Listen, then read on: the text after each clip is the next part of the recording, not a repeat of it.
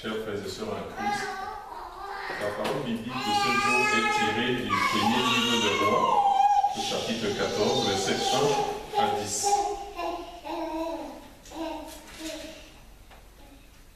Dans ce temps-là, Abijah, fils de Jéroboam, devint malade. Et Jéroboam dit à sa femme, « Lève-toi, je te prie, et déguise-toi pour qu'on ne sache pas que tu es la femme de Jéroboam, et va à Silo. Voici, là est Akija, le prophète. C'est lui qui m'a dit que je serai roi de ce peuple. Prends avec toi 10 pains, des gâteaux et un vase de miel, et entre chez lui. Il te dira ce qui arrivera à l'enfant. » La femme de Jéroboam fit ainsi. Elle se leva, alla à Silo, et entra dans la maison d'Akija. Akija ne pouvait plus voir, car il avait les yeux fixes par suite de la vieillesse. L'Éternel avait dit à Akija, « La femme de Jéroboam va venir te consulter au sujet de son fils, parce qu'il est malade. Tu lui parleras de telle et telle manière. Quand elle arrivera, elle se donnera pour une autre. » Lorsque Akija entendit le bruit de ses pas, au moment où elle franchissait la porte, il dit, « Entre, femme de Jéroboam, pourquoi veux-tu te donner pour une autre? Je suis chargé de t'annoncer des choses dures. Va, dis à Jéroboam, ainsi parle l'Éternel, le Dieu d'Israël. Je t'ai élevé au milieu du peuple, je t'ai établi chef de mon peuple d'Israël. J'ai arraché le royaume de la maison de David et je te l'ai donné. Et tu n'as pas été comme mon serviteur David, qui a observé mes commandements et qui a marché après moi de tout son cœur, ne faisant que ce qui est droit à mes yeux. Tu as agi plus mal que tous ceux qui ont été avant toi. Tu es allé te faire d'autres dieux et des images de fonte pour m'irriter, et tu m'as rejeté derrière ton dos. Voilà pourquoi je vais faire venir le malheur sur la maison de Jéroboam. J'exterminerai quiconque appartient à Jéroboam, celui qui est esclave et celui qui est libre en Israël. Et je balayerai la maison de Jéroboam comme on balaye les ordures jusqu'à ce qu'elle ait disparu. La parole de Dieu reste éternelle. Prions le Seigneur. Seigneur notre Dieu, nous venons de lire dans ta parole, cette parole qui est mystérieuse. Permets-nous d'en saisir la portée en la ramenant au degré de notre compréhension. Nous t'avons prié au nom de ton Fils, Jésus-Christ. Amen. Bien-aimés dans le Seigneur, quel est le genre de relation que nous entretenons avec Dieu? Quel est le genre de relation que nous entretenons avec nos frères, nos sœurs, dans nos familles? Quel est le genre de relation que nous entretenons avec nos frères et nos sœurs à l'église? Et quel est le genre de relation que nous entretenons avec nos collègues sur le plan du travail, etc., etc. Le texte de ce jour nous pose le problème du comportement dans la relation que l'être humain peut avoir avec Dieu.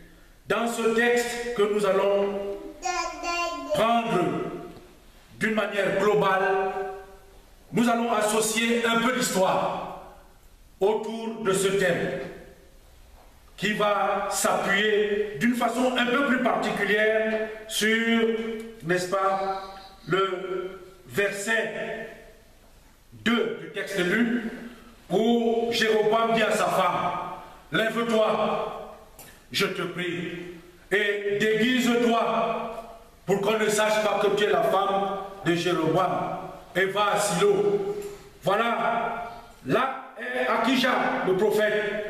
C'est lui qui m'a dit que je serai roi de ce peuple. Le thème que je vous propose aujourd'hui est le suivant. Attention, ne te déguise pas devant Dieu. Attention, ne fais pas quoi? Ne te déguise pas devant Dieu. Nous avons dans ce passage plusieurs acteurs. Nous avons d'abord un couple, Jéroboam et sa femme. Nous avons une famille, Jéroboam, sa femme et leur enfant Abijah. Et nous avons quelque part un prophète du Seigneur qui est Akijah.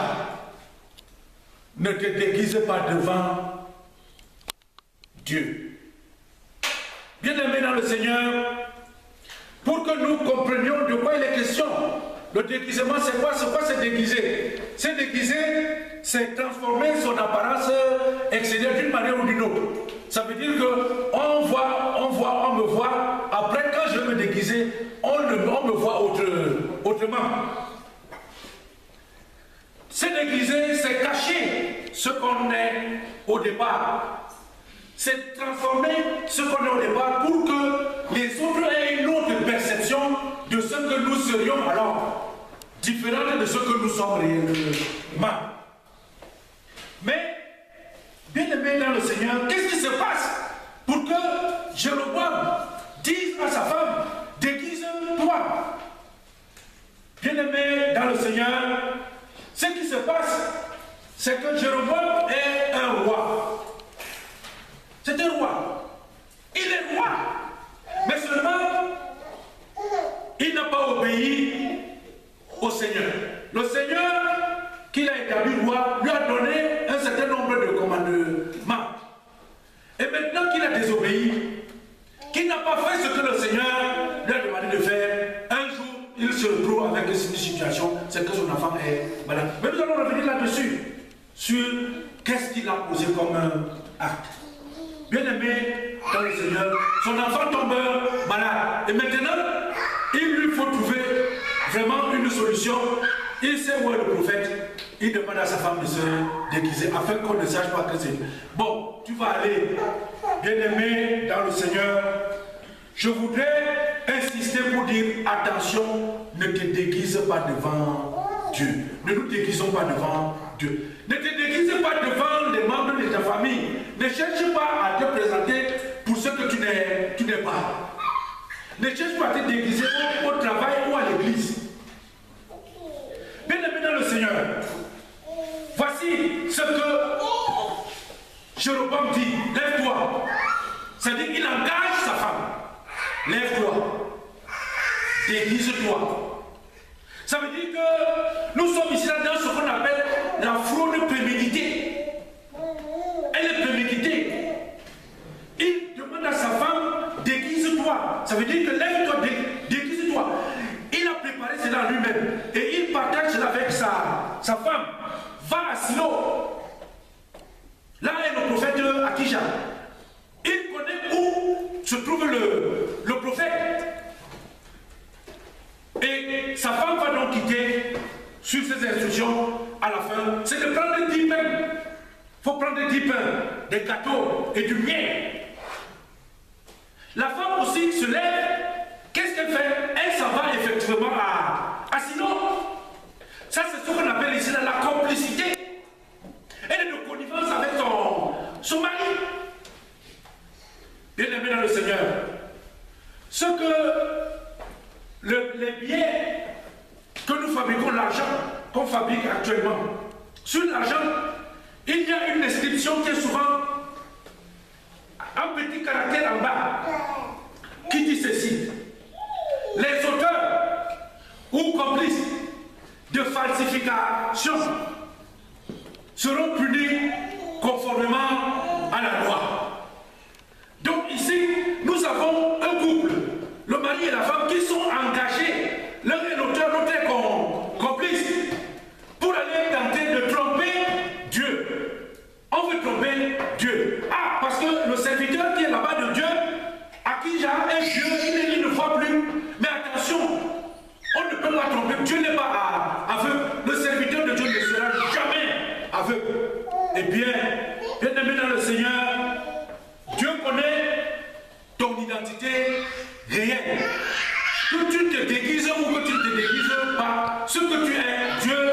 le sait, Dieu le connaît. Bien-aimé dans le Seigneur, voici les choses dures que Dieu dit à Jéroboam à travers sa femme, qui est lui-même à ce moment-là, c'est sa personne. Dieu lui dit,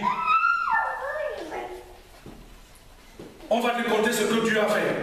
Parce que c'est d'abord ce que Dieu a fait pour Jéroboam. Dieu dit, je t'ai élevé. Je t'ai élevé. Ça veut dire que tu n'étais rien. Mais c'est moi qui t'a élevé. Et Dieu continue en disant, je t'ai établi. Il a établi quoi? Il dit, je t'ai élevé du milieu du peuple. Parce qu'il était dans un peuple, Jéroboam. Mais Dieu l'a élevé au sein de ce peuple pour qu'il devienne quelque chose. Il ne s'arrête pas là. Je t'ai établi chef de mon peuple Israël. Mon peuple à moi, Dieu. Je te prends et je te mets au-dessus de ce peuple. J'ai arraché le royaume de la maison de David. Et je te l'ai donné. Et il nous fait comprendre ceci. Il a arraché. Et c'est là où, bien aimé dans le Seigneur, je voudrais revenir avec vous un peu dans l'histoire. Parce qu'il y a ici là un curseur qui est placé au niveau de David. Or, entre David et Jéroboam, pour la direction du peuple, il y a aussi Salomon. Ce qui se passe, bien aimé dans le Seigneur, si on repart dès le chapitre 3, on va trouver comment l'histoire commence. Dieu a aimé David.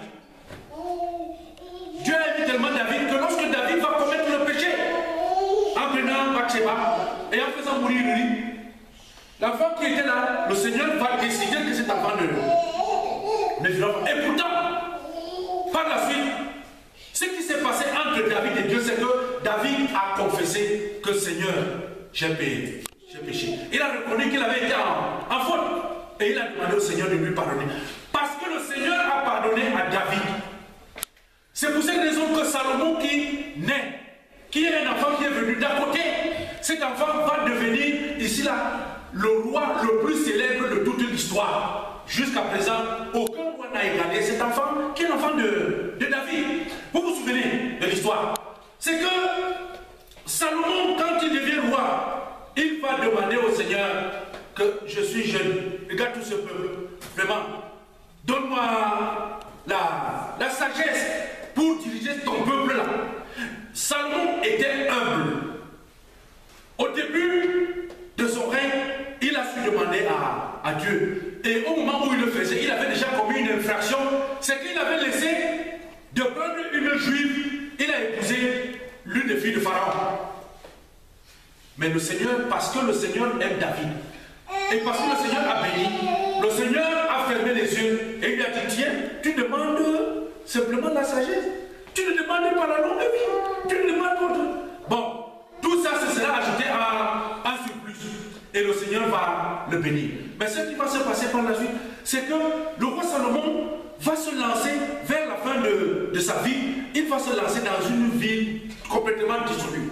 Il avait à lui tout seul 700 femmes. 700 femmes qu'il a épousées, et toutes étaient des filles de roi. Et chaque fille avait son dieu à elle. Vous vous imaginez 700 dieux, des petits dieux. Et enfin, il avait 300 concubines.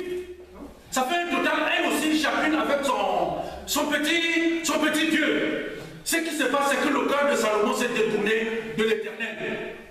Alors Dieu s'est fâché, et Dieu a dit non, non. Je prendrai ton serviteur, je vais arracher ce royaume. Et c'est ce qui fait la première rencontre entre Jéroboam, qui était serviteur, n'est-ce pas, de Salomon, et le prophète Akija. C'est le prophète qui lui dit, ce qui se passe, c'est que, voici, tu vois ma tunique, le prophète va déchirer sa propre tunique en plusieurs parts pour lui faire comprendre que voici le message de Dieu. Tu auras 10 tribus du peuple d'Israël, tu vas gouverner. Toi le serviteur. Eh bien, bien-aimé dans le Seigneur, la recommandation de Dieu à ce moment-là, c'est que je veux que tu sois comme David, mon serviteur, qui a été obéissant, qui a suivi mes commandements. Les commandements de Dieu disent, lorsque tu es en faute, il faut faut demander pardon. Écoute les commandements du Seigneur, obéis à la loi de Dieu. Et quand tu as faute, il faut demander pardon. Bien-aimé dans le Seigneur, lorsque Salomon meurt, son fils Roboam va devenir le roi. Et comme les jeunes ne connaissent pas le pouvoir, il va prendre, n'est-ce pas, au cours d'une réunion, il demande aux gens de lui dire que je suis déjà roi, donnez-moi vos conseils. Il écoute les vieux. Les vieux lui disent que vraiment ton père c'était un peu dur à la fin, c'est-à-dire que c'était dur. Donc quand tu parles au petit Dieu au peuple que vraiment je vais. Il a pour arrondir le discours. Après c'est les jeunes qui viennent à leur tour, ils lui disent que non. Il faut leur dire que tu seras même plus dur encore que ton père. Eh bien, lorsque Roboam va venir 3 jours après, il va dire des propos qui vont énerver le peuple. Et ce que le peuple va faire, c'est qu'on va se détourner de lui et dire qu'ils lui vont appeler Jéroboam pour dire que c'est toi qui deviens notre roi. La parole de Dieu se réalise sur Jéroboam. Mais le contrat est là. Obéis à mes commandements. Bien-aimé dans le Seigneur, Jéroboam, devenu roi, il travaille, il va construire la Sikem. Et il se met à avoir peur que le peuple juif peut encore repartir pour se mettre sous les ordres de Roboam. Non.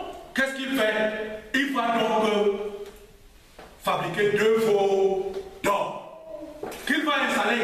Et il dit au peuple, voici votre Dieu, c'est lui qui vous a fait sortir d'Égypte. Est-ce que ce sont les veaux qui ont fait sortir le peuple d'Égypte? Non. Alors, le Seigneur va se mettre donc en colère pour décider, tu as violé et tu seras décidé.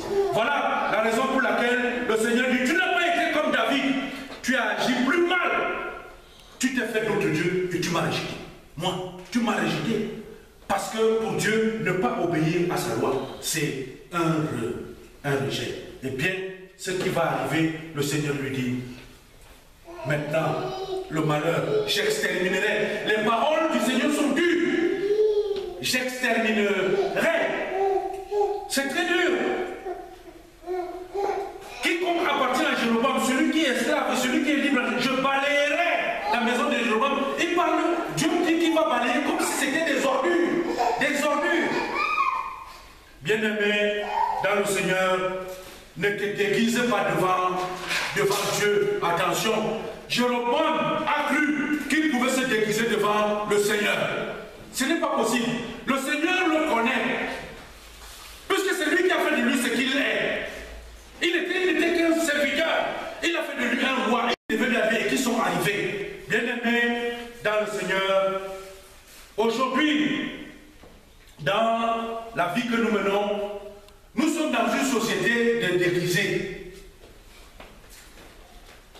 Nous sommes aujourd'hui dans une société de déguisés.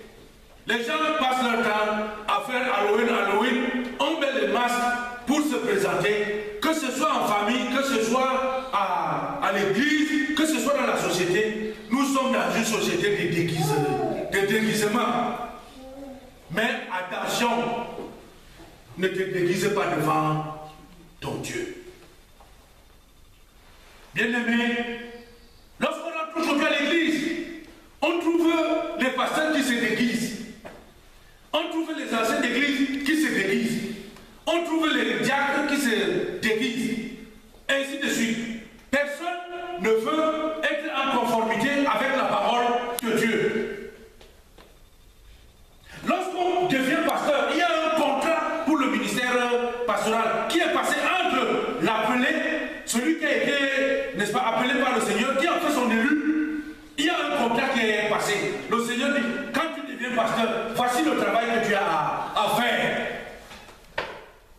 Lorsqu'on devient ancien d'église, c'est un contrat qui est passé entre la personne qui reçoit l'onction et le Seigneur, qui lui dit, voici ce que tu as à faire comme travail. Lorsqu'on est diable, on promet, et le contrat c'est que je serai une servante dans l'église, je suis là pour le service. Et le chrétien, quand on est chrétien, on prend l'engagement, on dit voilà, mais que je suis là, je dirais, mais quel meeting, je serai à l'église tous les dimanches, je vais lire la parole de Dieu, je vais faire ceci, je vais faire cela. C'est celui qui a été appelé par le Seigneur, qui a été tiré par le Seigneur de ce monde. Et on devient donc membre de l'Église. Mais maintenant, ce qui se passe, c'est que nous commençons à nous déguiser. On se déguise pourquoi? Parce que nous sommes en infraction. Aujourd'hui, les pasteurs sont en infraction par rapport à leur serment pastoral. Les anciens d'église, les diacres, les chrétiens, tout le monde, chacun fait un effort pour, n'est-ce pas, être en infraction.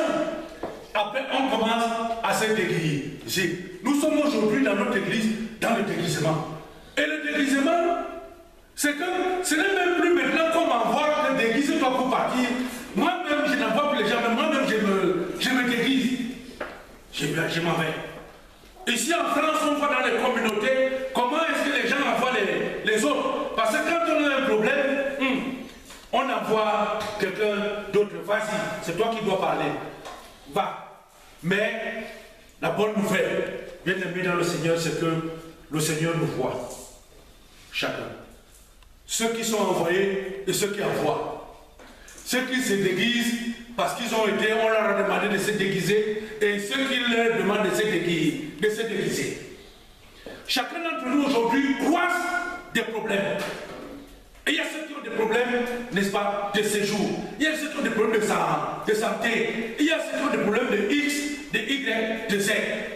Quand on a un enfant malade, on est soi-même malade. Même comme aujourd'hui, il y a des parents qui ne souffrent plus. Ça veut dire que l'enfant souffre, il souffre plus. Mais quand ton enfant est malade, c'est le prolongement de toi, de toi-même. Toi-même, tu tombes malade. Et quand un enfant est malade, cela signifie que j'ai un problème. Et ce problème-là doit être résolu.